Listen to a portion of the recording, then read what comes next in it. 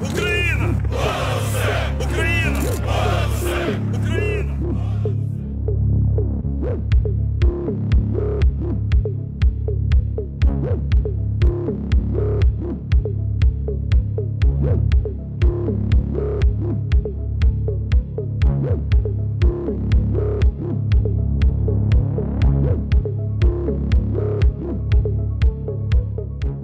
Things like Sonnenkrieg, Combat 18, Sure.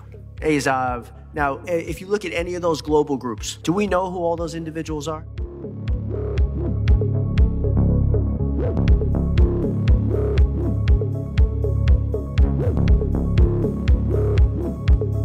Au départ, le bataillon Azov est composé d'une centaine de membres qui appartiennent à des organisations paramilitaires ultranationalistes, mais aussi des hooligans.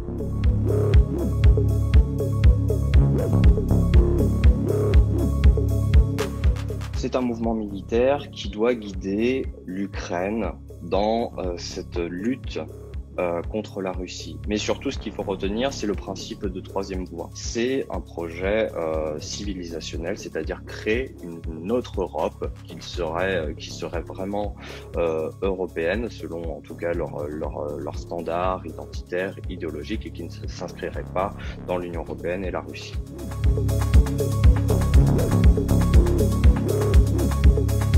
Il y a à peu près une quinzaine de Français qui seraient rendus en Ukraine pour combattre aux côtés du régiment Azov, qui viennent en Ukraine pour faire ce qu'on appelle du tourisme politique. Ils vivent dans le fantasme que l'extrême droite ukrainienne est extrêmement active, elle est capable de faire énormément de choses, de se mobiliser, elle est très visible dans l'espace public, et ça les fait rêver.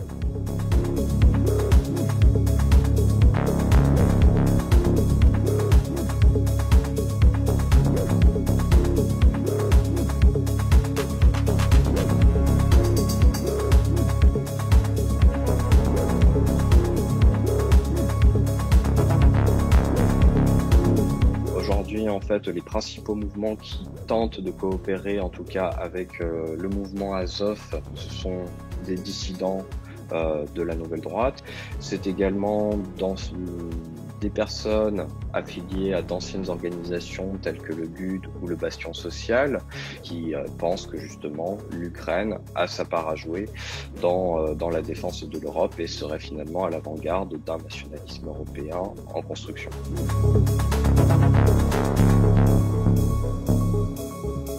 C'est un mouvement en tout cas qui est en perte de vitesse pour différentes raisons, notamment bien entendu la crise du Covid l'a beaucoup affaibli, et puis également les différents articles qui sont parus sur ce mouvement qui ont en tout cas révélé différentes choses sur ces liens internationaux, les risques de terrorisme suprémaciste. Ça lui a beaucoup ça l'a beaucoup diminué, donc il se fait plus discret. Si la guerre s'arrête et qu'il y a la paix, le mouvement Azov n'a plus lieu d'être. C'est pour ça qu'il cherche aujourd'hui, ça c'est encore très difficile, à renouveler son idéologie et ses combats politiques.